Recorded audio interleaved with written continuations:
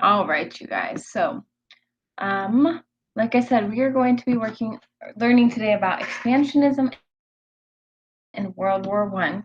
Expansionism is pretty much exactly what it sounds like, where countries want to expand their territory, get more territory, have more land, have more resources, all of that great stuff.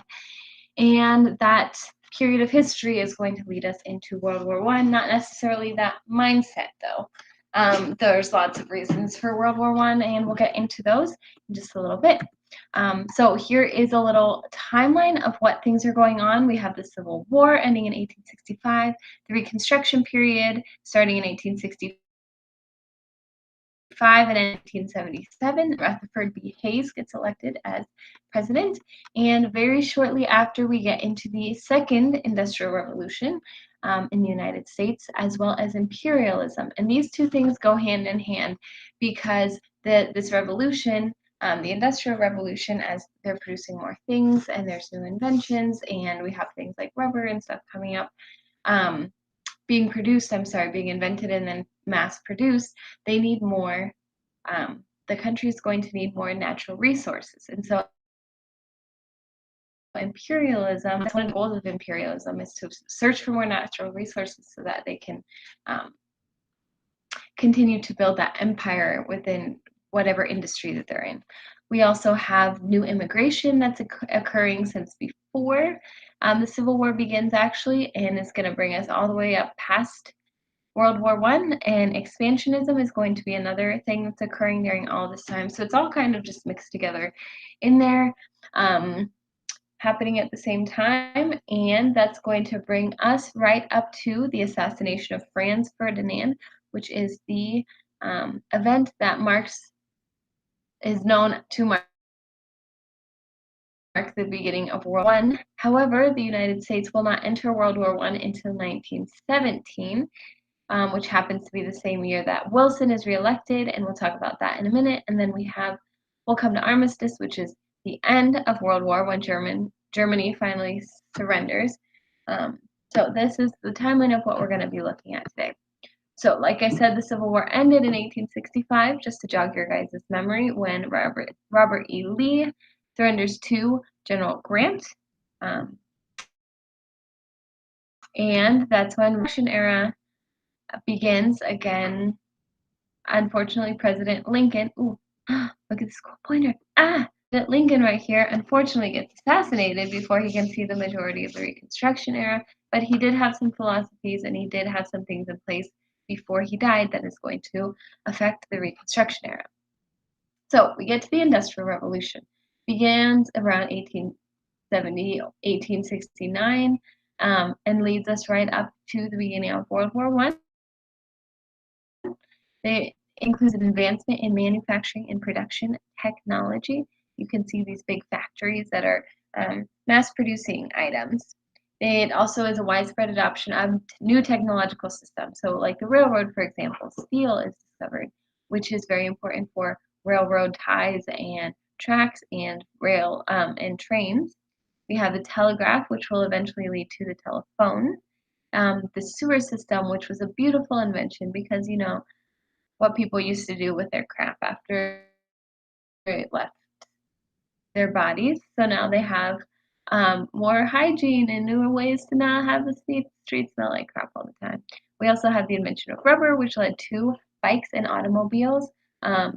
As one of you guys did in your presentations, your Shark Tank presentations, the automobile was mass produced first by the Model T by Henry Ford, and that was because of the discovery of rubber. And a downside about the Industrial Revolution is there was an increase in child labor. There also we see an increase in women's labor, and that's going to be more obvious, more distinct during the First World War. All right, moving on, immigration is going to be another thing that's going on in the United States. We have all these people, these are all Europeans that are immigrating to the United States. And you guys can see right here the Statue of Liberty. And that was actually a gift from France to the United States. And this has long been seen as an image of freedom and hope. And especially to these people in this time where they were going and they were searching for a better life. There are some, like the Irish came over because there was a huge drought. There are some people who came over because of religious um, oppression, just like the Pilgrims did. And there were others who just came over and searched for a better life. They heard that in the United States it was the land of hope. It was the land that you could do anything and gain anything that you put your mind to. And so there were all these people, these different nationalities coming over. Some again for religious reasons, and some for purely um, personal gain. And I want to mention right here, Hungarians. Actually, during this time period was when I think will go away. My grandfather, I believe, came over to the United States.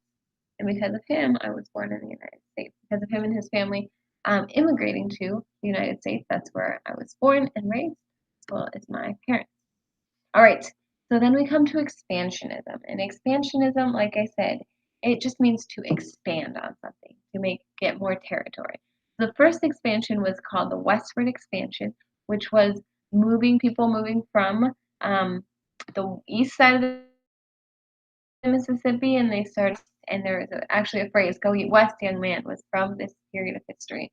They were following something called the manifest destiny, that people believed if they could just get their own space and get um, their own land, get out in the free open air without a lot of pollution, then that was their destiny, and that was how they were going to make their way.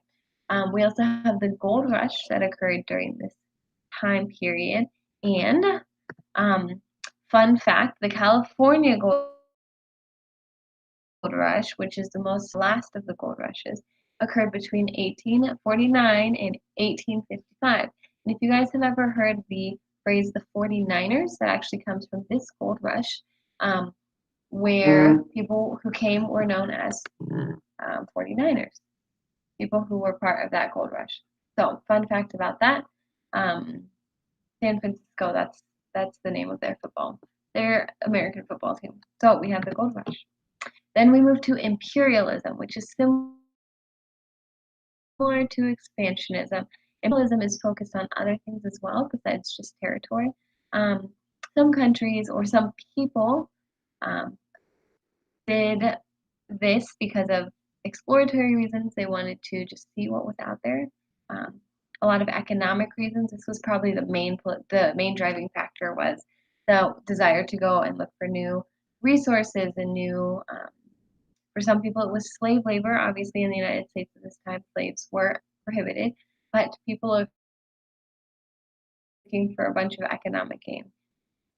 They also did it for political gain because, the more territory you have, the bigger and badder you are as a country, which is not true for every country, obviously, because Canada is up there and, you know, never have been a political power, never even want to actually. But so that was some people's thoughts, especially Germany, which we will also talk about in World War One. The Ottoman Empire, the Mongolian Empire, all these people were fighting for more land and more territory. We also have ideological, as they're wanting to come and civilize people. They looked at the way that the native tribes in Africa, India, and China, where this imperialism was focused, and they said, "Oh my goodness, these people are such savages. We need to culture them and civilize them." And same with religious reasons. There's a lot of Christians and Catholics that went out to try to reach people for the gospel. Really good intentions, but the follow through wasn't always the best. Just there. Okay, so as we go through, let's talk about which presidents. We have Abraham Lincoln, obviously, that was killed at the end of the Civil War, followed by Andrew Jackson. And who was elected after Andrew Jackson? Do you guys remember? Ulysses S. Grant. Excellent. Okay, so then we have after him Rutherford B. Hayes, that brought the troops out of the South and ended the Reconstruction era. He was the 19th president. Then we come to several presidents like James Garfield, Chester Arthur, Grover Cleveland, Benjamin Harrison, who's actually the same man who was reelected a second time, just not with consecutive periods or not with consecutive elections. And William McKinley. All of these presidents, they were not necessarily bad presidents. They didn't do anything really remarkable. So they're not really well known in U.S. history. But then we get to 1901, and we have this president called Theodore Roosevelt. Um, and here he is. He's got a gray mustache. And he actually recognize him more as this picture. You guys have seen that at the museum. That is the president that we will see, and he was a very he is known as a very heroic person. He was very adventurous. He rode in the Wild West. He was general of some armies during the Alamo. And what he's most famous for, his nickname, Theodore Roosevelt, actually, his nickname was Teddy Roosevelt. So he was famous for the teddy bears named after this president. So, fun fact. Next, we get to William Taft. He wasn't really known for much except for his great beard. And then in 1913, Woodrow Wilson was elected. He reminds me a little bit of Mr. Rogers. If you don't know who Mr. Rogers is, please go look up Mr. Rogers' Neighborhood on Google. Anyway, so Woodrow Wilson was elected. His foreign policy was he wanted to keep separate. He wanted to be isolated from other countries. And so he did not want to get involved in the First World War, which broke out due to the assassination of Franz Ferdinand in 1914. He was an Archduke of Austria. He was next in the line for the Austro-Hungarian Empire. Not really well liked, hence why he was killed. And this was the event that most historians agree, marked the beginning of World War I, kind of set off the chain of events that led to World War I. But at this time, the United States dissolved because, again, Woodrow Wilson just didn't think it was a good idea. Now, this was another one of the main reasons why the assassination led to a worldwide conflict. So we have the Austrian-Hungarian Empire right here. And they had this alliance with Germany and Italy. Now, at the beginning of the war, Italy didn't want to choose sides quite yet, even though they had this alliance, but we'll get to that in a minute. So, Serbia was this country, and the person who assassinated Franz Ferdinand was from Serbia. Now, Serbia had this treaty type thing here with Russia. So Austria-Hungary said, "Oh my gosh, Serbia, I can't believe that you just did that to us." And they put an ultimatum saying, "If you don't do this, this, and this, then we are going to declare war on you." And Serbia said, "I'll agree to half of it, but not all of it." And Austria-Hungary was like, "Nope, not good enough." Decided to declare war on Serbia. And since Russia had this treaty alliance here with Serbia, Russia then declared war on them. Germany and Austria-Hungary since they had this alliance, also declared war on Serbia. And within a couple of months, all of a sudden, everyone was declaring war on everyone.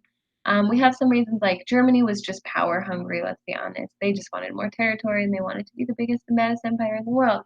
And that didn't work out for them several times, actually. Maybe I would have thought they learned their lesson after the first one, but it's fine. We'll get to the second reason next. Then we have Russia and France who had this alliance, and then Germany. I'll show you guys just in a little bit. Germany decided they needed to walk through Belgium, who was neutral, and Britain didn't like that, and so Britain declared war on Germany, and it was just this whole mess.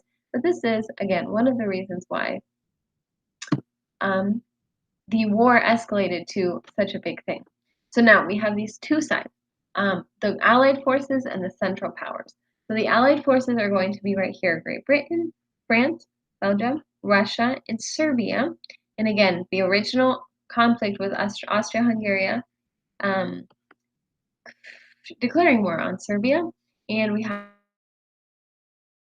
these alliances, which called these green countries to be known as the Allied forces. And then we have Germany, Austria-Hungary, Bulgaria, and eventually the Ottoman Empire will also join in them, and they will become the Central Powers. Now, this is a very critical area right here. These are called the Balkans because this is the Balkan Peninsula. Now, this is where Russia would have access for trade to the Mediterranean Sea. So Russia really needs that access. And then, of course, nobody wants their territory to be taken, and Germany is just like, oh, I want all the territory. Um, so again, in here I'll see this is why Great Britain joined, because Germany decided to march their troops to France, and they weren't too happy with that. So then, 1917, Woodrow Wilson gets re-elected on the platform of, I do not want to go to war. I want to stay out of this war as much as possible, and I just think it's a bad idea. Unfortunately, just a couple of months later, U.S. actually had to go to war with Germany, and that was for a couple reasons. First, Germany announced that they were going to reach warfare in war zone waters. That means that they can shoot at any vessel they wanted to, even if it wasn't a warship, and they didn't matter what country it was. So the U.S., that was still neutral at this time, um, Germany decided to shoot a couple of their ocean liners. One was the Lusitania, which is the most famous. That's when the U.S. really started getting pissed. And then the last straw was when they sunk the Housatonic, which was another U.S. ocean liner against civilian ship. Their Germans' point was just trying to cut off trade, but they sunk one too many ocean liners, and the U.S. got pissed. And when the U.S. gets pissed, it's not a pretty sight. Another reason, the other straw that broke the camel's back was the Zimmermann telegraph, which was Germany who sent a telegraph to Mexico, and they said, "Hey, Mexico, you guys have a border with the United States. You should like attack them, so then um, they'll be at war and they'll be defenseless and they'll have other things to worry about." And the U.S. was like, "I'm sorry, no." And then on April 6, 1917, they declared war on Germany.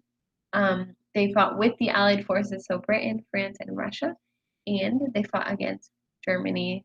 Um, let's see, in the Austrian-Hungary Empire and the Ottoman Empire. And this was really the event that caused the tides to turn in the World War One. And if the United States hadn't joined, and I'm not saying this because I'm like, oh, look how good the United States is, but if you all of the resources that I was looking up, this is really one of the key features or the key facts about the war that caused the Allied forces to win and not um, the other guys, the bad guys, Germans.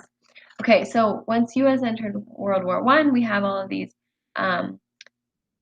pamphlets of, oh, step into your place, enlist yourself in the war. They had like some 200,000 troops that they sent over, and the U.S. only involved in the war for about a year and a half. Actually, less than that if we're talking about time that their troops were actually fighting. But they send out this enormous quantity of soldiers, as you can see by this endless line of soldiers. They also, here's another pamphlet, Fight or Buy Bonds. So this is going to help with the financial support for the United States. And we get to Armistice, which is the end of World War One. I just want to kind of foreshadow this. It happened on November 11th, 1918, I'm sorry. And it was ended by the Treaty of Versailles, officially when Germans surrendered. There we go. That's the word I'm looking for. All right, so that is the end of my PowerPoint today. Don't forget, you guys, that you need to finish. Let's see where. There we go. Okay, that you need to finish the activities in the Google slide. Teddy believes in you. I believe in you. I love you guys.